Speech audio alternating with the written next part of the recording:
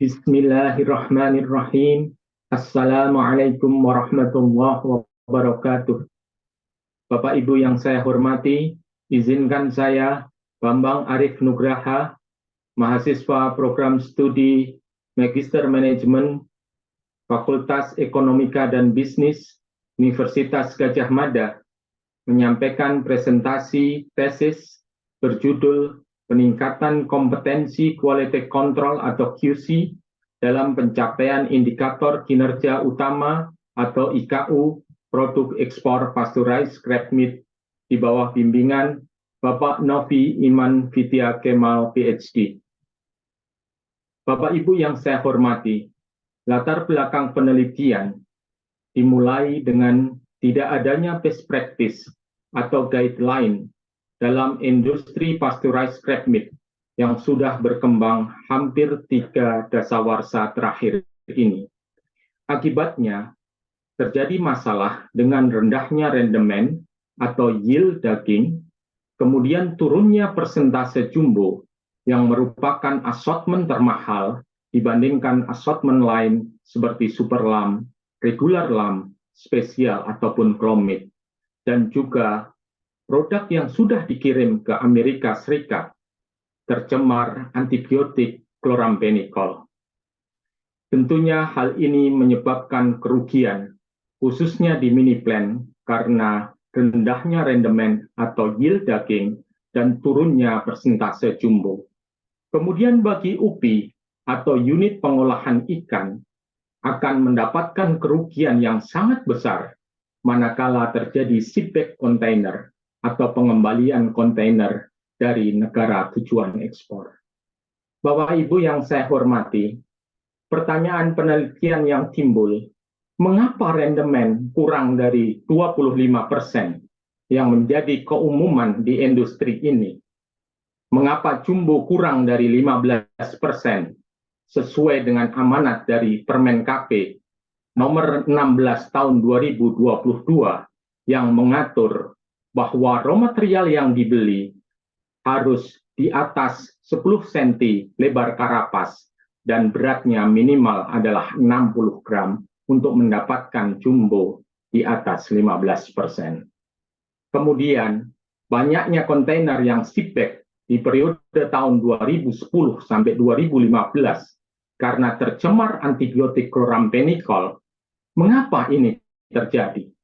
Sehingga dari 3 pertanyaan penelitian tadi, mengerucut di pertanyaan yang keempat, bagaimana cara merumuskan standar IKU atau indikator kinerja utama beserta dengan subkriterianya untuk menjadi guideline bagi QC dalam menganalisis kinerja kualitas maupun proses produksi di industri pasteurized crab meat ini.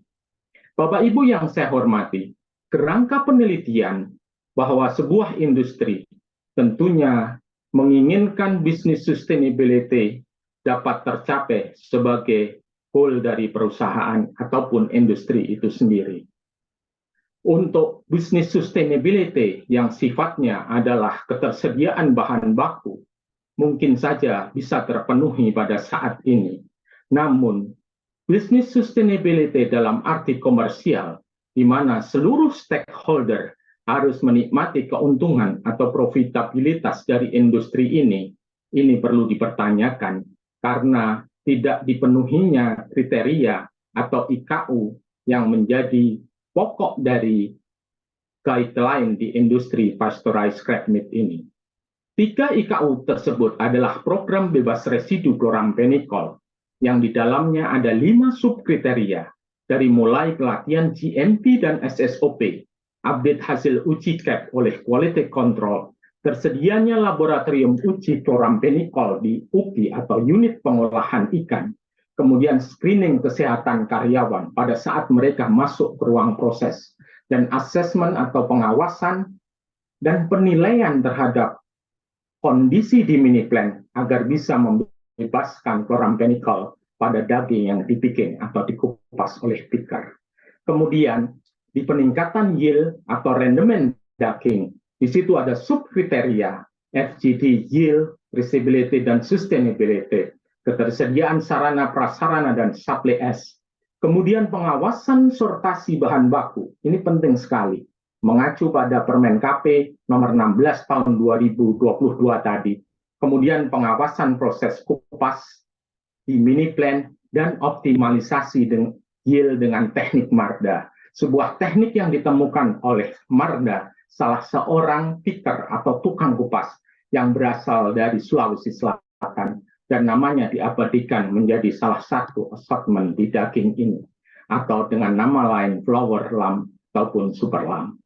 Kemudian peningkatan persentase jumbo, di situ ada subkriteria reward dan penalti bagi tenaga kerja yang mampu menghasilkan jumbo yang maksimal, pengawasan handling jumbo, corrective action jika jumbonya turun, kemudian training teknik picking dan sortir jumbo, serta yang tak kalah pentingnya adalah training teknik pemasakan dan handling rajungan matang, di mana pada saat rajungan matang tidak ditangani dengan baik, maka knuckle di ujung jambunya akan pecah yang mengakibatkan penurunan persentase jumbo ini. Bapak Ibu yang saya hormati, pendekatan penelitian kuantitatif eksploratif dilakukan di studi kasus industri pasteurized crab meat ini. Dan ini tidak mengarah pada pembuktian asumsi hipotesis, namun lebih ke arah sudut pandang analisis data yang pengembangannya dipakai untuk mendukung implementasi dari 3 IKU ini. Teknik pengumpulan data kita mulai dengan wawancara terhadap para pakar, sehingga menjadi data kualitatif, baik mereka yang berasal dari praktisi industri pasteurized crab meat, akademisi, dan pemerintah, dalam hal ini BKIPM, yang menjadi otoritas kompeten dari ekspor produk perikanan dari Indonesia. Data kuantitatif didapat melalui survei terhadap 8 responden dengan menggunakan kuesioner berskala 9 dengan format MS Excel, kemudian dianalisis dengan Analytical Hierarchy Process atau AHP. Mereka 3 responden dari Miniplan, 3 manajer QA QC dari UPI, 2 responden dari QC atau pembeli di Indonesia. Bapak Ibu yang saya hormati, analisis data menunjukkan bahwa konsistensi rasio di bawah 10% menunjukkan matrik konsisten dan hierarki yang disusun dapat diterima. Hasil penelitian dan pembahasan. Konsistensi rasio didapatkan 0,84% untuk 3 IKU. Masing-masing adalah antichloramfenicol, persentase jumbo, dan yield. Masing-masing dengan bobot 0,53, 0,27, dan 0,21. Kemudian subkriteria di IKU persentase jumbo didapatkan konsistensi rasio 2,24%. Dan ini konsisten. Kemudian subkriteria yang terpenting adalah training teknik picking dan sorter jumbo yang mempunyai bobot 0,46, disusul oleh training tentang teknik masak dan handling rajungan matang, penyusunan reward dan penalti, corrective action jika jumbo turun, dan pengawasan terhadap handling jumbo yang ini dilakukan di UPI atau di unit pengolahan ikan atau proses rajungan di pabrik. Bapak Ibu yang saya hormati, berikutnya adalah subkriteria IKU peningkatan yield atau rendement. Didapatkan konsistensi rasio juga 0,24%. Artinya konsisten. Dan di situ nampak bahwa pengawasan proses pengupasan untuk meminimalisasi reject ternyata mempunyai bobot yang tertinggi. Kenapa demikian? Begitu reject, maka yield atau rendemen pasti turun. Kemudian picking Marda yang tadi sudah dijelaskan, ternyata juga mempunyai bobot yang cukup tinggi, 0,27%. Diikuti pengawasan sortasi bahan baku, mengacu pada Permen nomor 16 tahun 2022 tadi, 0,25. Pemenuhan sarana dan prasarana serta supply S, 0,11. Dan terakhir adalah FGD, optimalisasi yield, visibility, dan sustainability. Terakhir adalah IKU yang paling penting, yaitu bebas residu chloramphenicol yang memberikan konsistensi rasio 1,39%. Menempatkan asesmen dan pengawasan proses pencegahan residu chloramphenicol dengan pembobotan tertinggi 0,39, disusul oleh pelatihan GMP dan SSOP tenaga kerja Ini khususnya adalah tentang sanitasi personal yang akan membebaskan tangan ataupun kontaminasi chlorampenicol kepada daging yang sedang dikerjakan. Kemudian screening kesehatan karyawan, ketersediaan laboratorium uji, dan update hasil uji laboratorium. Bapak Ibu yang saya hormati, tentunya pada saat kita mengaplikasikan IKU maupun subkriterianya ini tidak bisa dijalankan pada setiap IKU dan subkriterianya saja. Namun akan lebih baik kalau ini dibuat dalam periodisasi waktu pelaksanaan berdasarkan grouping, sehingga akan menempatkan grup 1 adalah yang paling penting, asesmen dan pengawasan proses pencegahan residu chlorampenicol, pelatihan GMP dan SSOP tenaga kerja, dan training tentang teknik masak dan handling rajungan matang. Grup 2 adalah screening kesehatan karyawan, penting, training teknik picking dan sortir jumbo, pengawasan proses pengupasan untuk meminimalisasi reject, optimasi yield dengan teknik Marda tadi, kemudian ketersediaan laboratorium uji CAP, dan pengawasan sortasi bahan baku. Terakhir adalah grup 3 yang lebih mengarah pada analisis ataupun maintenance, evaluasi terhadap pelaksanaan grup 1 dan grup 2, apakah sudah baik atau belum.